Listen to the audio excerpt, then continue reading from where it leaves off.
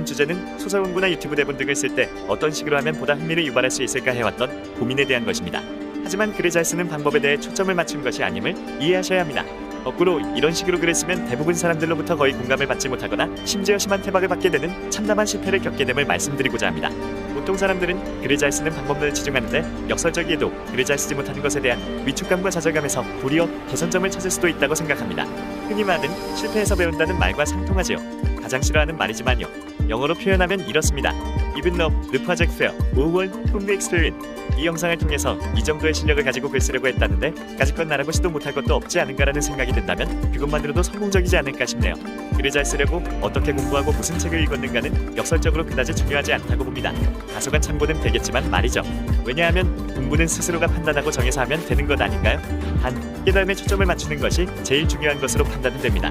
실패자의 경험으로 체득한 점이기도 하죠. 또 한 가지 중요한 것은 좌절을 많이 겪었더라도 그때마다 이를 극복하고 다시 일어섰다는 것입니다.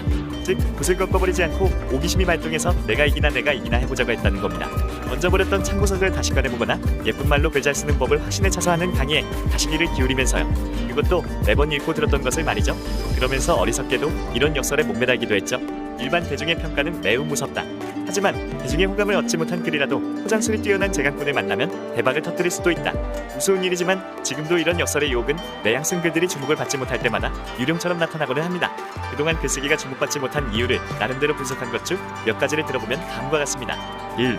지나치게 문장이 장황하다. 여러 의미의 문장을 하나의 문장으로 엮다 보니 주어와 서술어가 혼돈되고 전체 의미가 또렷하게 드러나지 않는다. 2. 한자로 된 고사성어 등 다소 생소하거나 어려운 표현을 즐겨 쓰는 버릇이 있다. 의미를 강조하기 위해 필요한 것 같았었는데 그렇게 받아들여지지 않는 경우가 많았다. 예를 들자면 로즈파피라는 글에서 미모의 여인을 표현하는 것 중 하나가 아미였다. 아미는 누에나방의 모양처럼 아름다운 미인에 가늘고 길게 굽어진 눈썹을 이른다. 이 표현을 쓰고 싶어 사용하기는 했으나 다르게 표현했을 수도 있지 않은가라는 생각이 들기도 한다. 우스갯소리기는 하지만 BTS 팬그룹 아미와 혼돈할 수도 있지 않겠는가? 상황에 따라서 말이다. 참고로 로즈파피라는 글은 픽션 팩토리라는 유튜브에 업로드하려고 현재 준비 중인 픽션 스토리임을 알려드립니다. 3. 미스터리한 글이 아님에도 그렇게 느껴지도록 의도한 것이 아님에도 습관적으로 그런 감이 풍기도록 장황하게 서론을 늘어놓고 결론 또는 중점사항을 마지막에 드러내는 경우가 많았다. 따라서 읽는 사람으로 하여금 앞서서 얘기한 내용을 정확히 이해하기 위해 다시 읽지 않으면 안 되는 상황을 가져오기도 한다. 다만 귀납법이 좋을지 연역법이 좋을지는 상황에 따라 바뀔 수도 있을 것이라는 점은 이해한다. 또 칭찬을 먼저 하고 무언하여야 할 점을 가볍게 나중에 적는 방법 역시 상황에 따라 다르게 적용될 수 있다는 점도 이해한다. 즉, 프레젠테이션이라든가 보고서를 쓰는 경우와 소설을 쓰는 경우 적용법이 달라야 한다는 점이다. 일반 글의 경우 결론 또는 핵심을 먼저 쓰고 그에 대한 설명을 하는 게 효과적이야. 소설에서는 궁금증을 돋우기 위해 그리고 독자가 글에 빠지게 하기 위해 반대로 하는 것이 좋을 수 있음에도 불구하고 정작 글을 쓰면서는 이를 읽는다는 것이 문제이다. 4. 우리말은 사실 피동태가 아닌 능동태 위주였는데 영어 수동태 영향을 받아 수동태 형식의 문장 사용이 많아졌다. 그러다 보니 굳이 수동형으로 쓰지 않아도 좋을 것을 습관적으로 빈번하게 그러하게 쓰는 경향이 적지 않았다. 또한 별로 중요하지 않거나 이를 사용해서 얻는 효과가 미미한 부사나 형용사를 군더더기처럼 자주 사용하는 경향이 있었다. 5. 전혀 도움이 안 되는 고지. 글쓰기와 관련한 서적에서 지적하는 잘못된 점을 처음에는 솔직하게 받아들여야 하지 않는다. 다른 사람이 해주는 충고에 대해서도 선뜻 동의하지 못하고 도대체 이런 스타일이 뭐가 잘못되었다는 거야 하면서 반발감이 우선한다.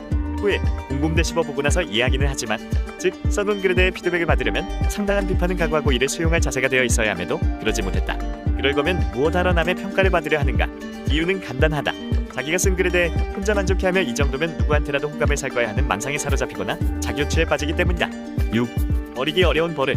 열심히 글을 썼는데 회고를 하고자 할 때 다른 아이디어가 떠올라 그것을 적용하려고 결정하고서도 먼저 썼던 글이 아까워 그 부분을 삭제하지 못하고 망설이는 경우다.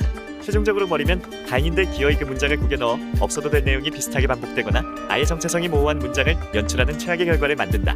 7. 즉흥적이다. 반짝이는 아이디어라고 생각되어 부지런히 써내려가는데 그때는 꽤 괜찮게 느껴지다가도 다시 몇 번 읽어보면 허점투성인 경우가 많았다.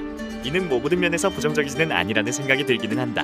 이렇게 즉흥적으로 솟는 아이디어가 멋진 작품으로 연결되는 경우도 많다고 하므로. 8. 글을 후감각이 잘 쓰는 능력 외에 중요한 것은 내가 쓰고자 하는 주제와 거기에 걸맞는 내용도 중요하다. 아무리 글을 맛깔나게 쓴다 해도 주제와 내용이 형편없다면 문제다. 조금이나마 글을 빛내는데 도움은 되겠지만 한데 여기에도 예외가 존재한다. 출판인과 같은 사업가에겐 돈벌이가 될 만한 가에 대해 초점을 맞추는 경향이 짙기 때문에 그들의 입맛에 상맞지 않는 경우도 많으며 이때는 좌절을 맛보게 된다. 전문비 평가에게도 이와 비슷한 점이 존재한다. 그렇다 해도 그들이 모두 옳은 건 아니다. 전문가의 혹독한 평가에도 불구하고 대중에게 호평을 받는 경우도 있다. 반지의 제왕이 그 대표적인 예이다. 처음에는 여러 출판사로부터 거절당했으나 결국 대박을 터뜨렸다. 여기에는 분명 온도 작용했다는 점을 간과할 수는 없다. 이런 점을 감안한다 해도 내가 쓴 글이 그런 대접을 받을 가능성은 현재로서는 거의 제로에 가까운 듯 보입니다. 그렇다고 실망하지는 않습니다.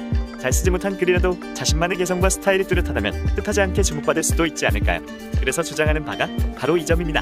흥미롭고 새콤달콤하게 글을 쓸 수 있게 되는 데에는 꾸준한 노력도 필요하고 적지 않은 시간이 소요되겠지만 자신만의 스타일을 구축하는 건 그보다 쉽지 않을까요? 그래서 오늘도 하염없이 글을 씁니다.